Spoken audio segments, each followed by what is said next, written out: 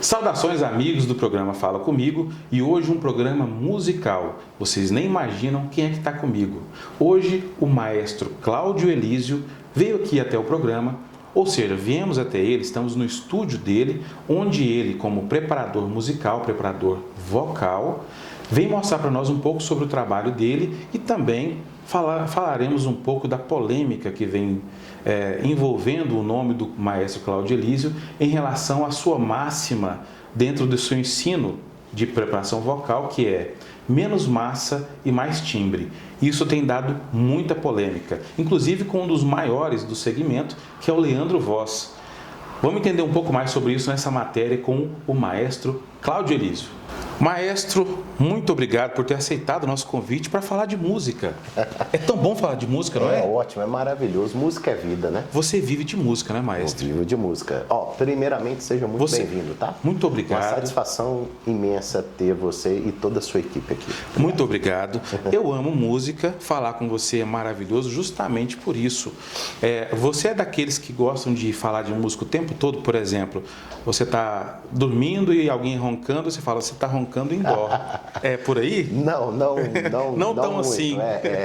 Eu gosto muito de música, eu vivo disso, eu respiro isso, né?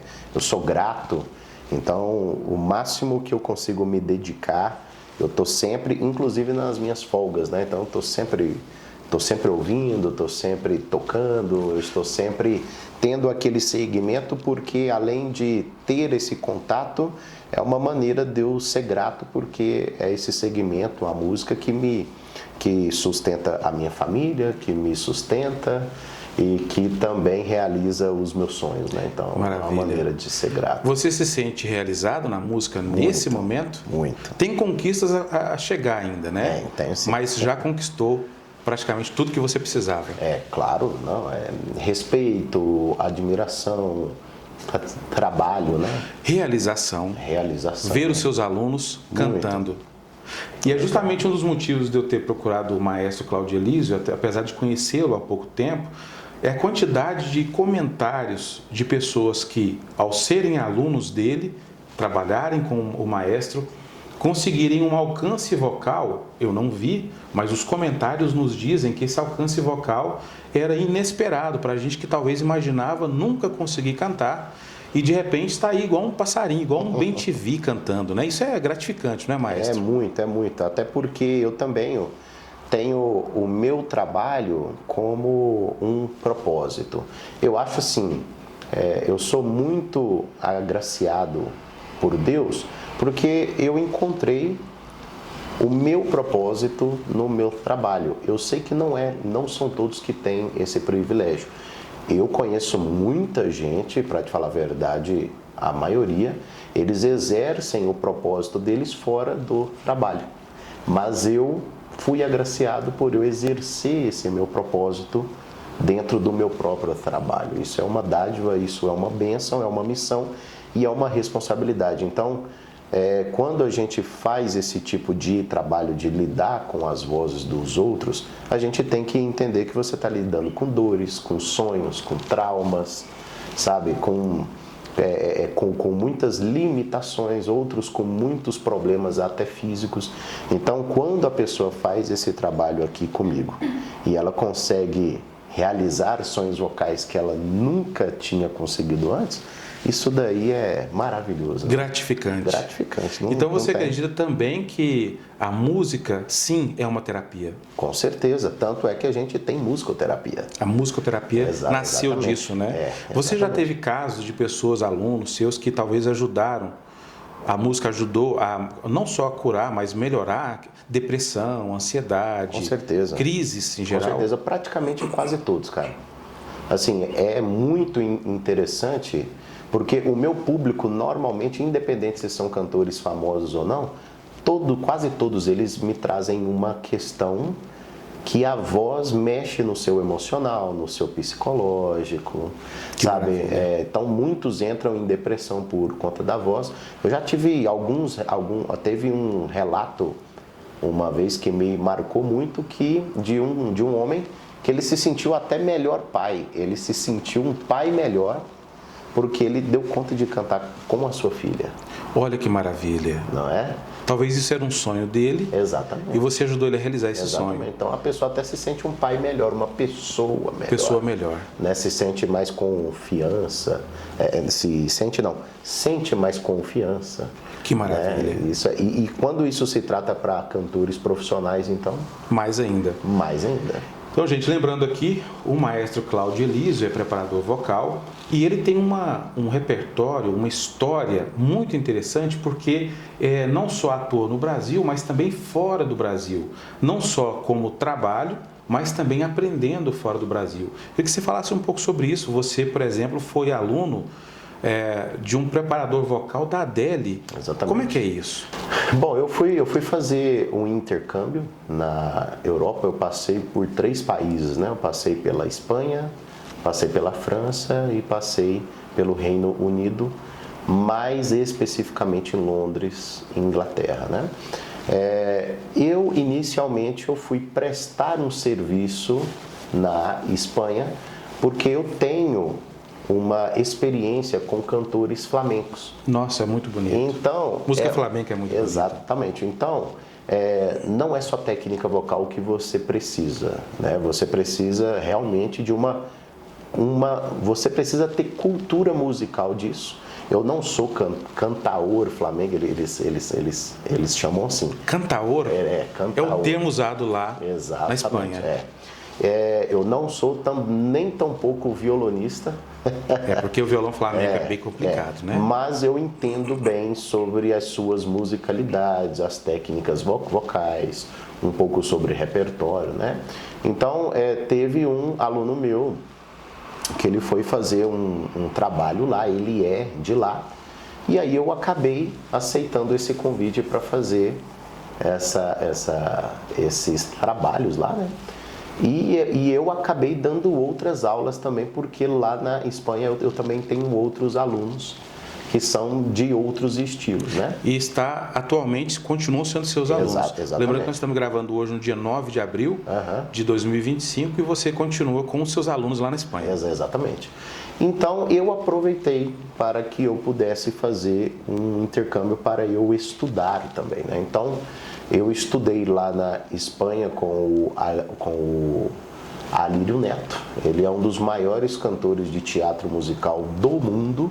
Alírio Neto. Exatamente. Ele é vocalista da banda Queen Extravaganza, que inclusive é um projeto do próprio Brian May, que é o guitarrista do Queen. Astrofísico guitarrista. Exatamente. Então, o Alírio, o patrão dele é o próprio Brian May, né? Meu Deus. Então, você está a um passo do Brian. Exatamente. Que privilégio. Então, eu fui lá e eu tive uma satisfação muito grande em aprender ajustes vocais que eu nunca tinha visto na vida, né? Então, quantos alunos seus não sabem da extensão do repertório e ou seja, de quão longe você foi para estar onde você está, exatamente, né? Que às vezes estão trabalhando com você, mas não sabem. E essa entrevista, viu, alunos aí do meu amigo Cláudio Elísio, assistam para vocês conhecerem mais ainda sobre o professor de vocês.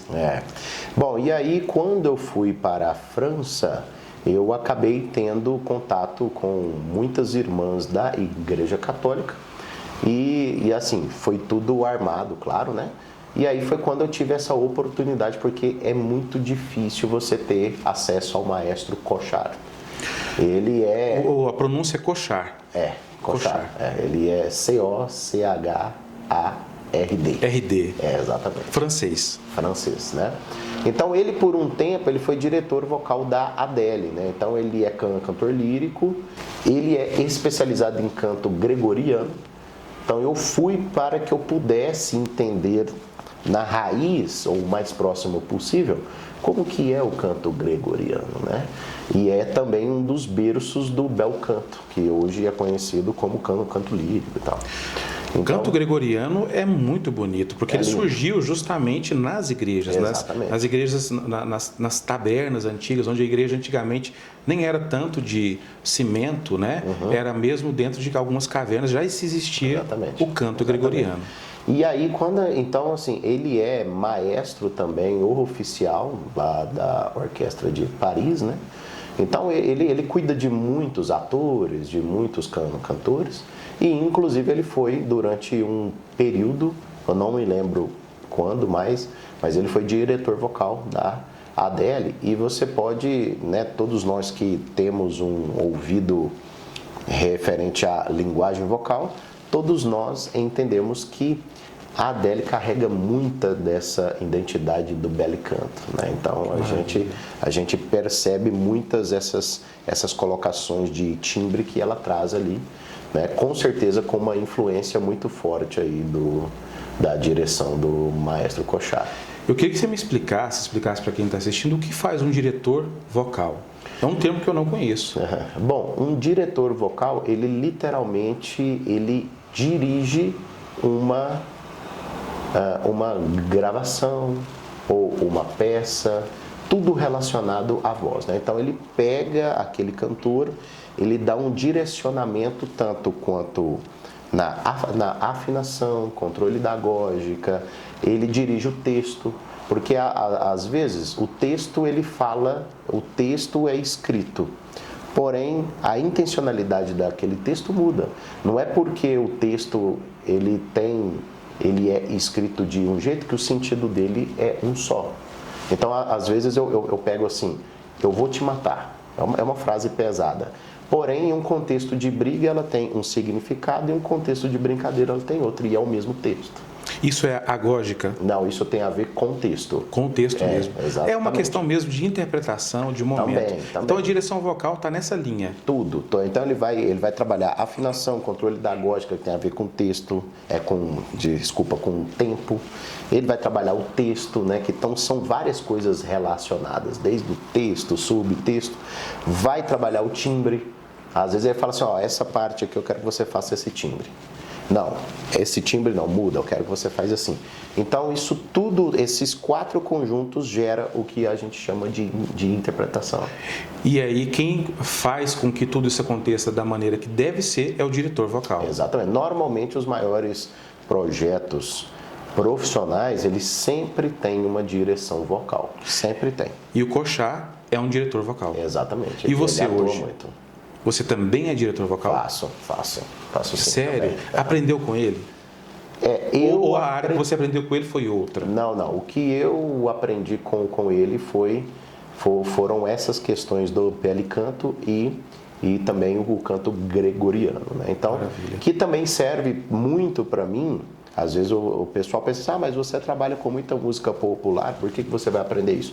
Porque esses ensinos, eles nos trazem, além de estéticas muito específicas, eles também trazem para nós uma intervenção de ensino que pode ser muito útil para certos alunos. Às vezes, eu tenho ferramentas de intervenção que não vai dar certo para você. Então, quanto mais estudos eu tiver, quanto mais visões técnicas eu tiver, quanto mais intervenções eu aprender, com certeza eu vou ter mais ferramentas para trabalhar com quase todo tipo de cantor. De cantor. Exatamente. Então quer dizer que hoje você transita pelo popular e pelo erudito. Sim, mais pelo popular, né? O erudito, eu estou terminando uma capacitação agora em canto lírico contemporâneo, que eu estou estudando com o maestro Marconi Araújo. Ele é o pai dos musicais aqui no Brasil, né? Inclusive, ele foi o único coral do Brasil que teve um selo papal, ou seja, eles foram levados para cantar para o Vaticano. Exatamente, para o Papa, né? Então, eu estou me formando agora em canto lírico contemporâneo. Então, isso tudo para ter mais intervenções com os meus cantores, né? Então, quer dizer que, como preparador vocal, nós vemos aí que ou seja, toda a envergadura de conhecimento que o maestro Cláudio Elísio passou, te cadencia, te credencia, te chancela para fazer o que você faz hoje. Então, gente, você que está assistindo essa entrevista aqui agora, você que está vendo como é o trabalho de um preparador vocal, vai entender um pouco mais sobre por que é tão complicado, justamente por que grandes nomes hoje fazem o que fazem, porque tem pessoas como o maestro Cláudio que preparam essa voz, dirigem essa voz e coordenam cada subnota, né, que você havia me dito, dentro de um canto.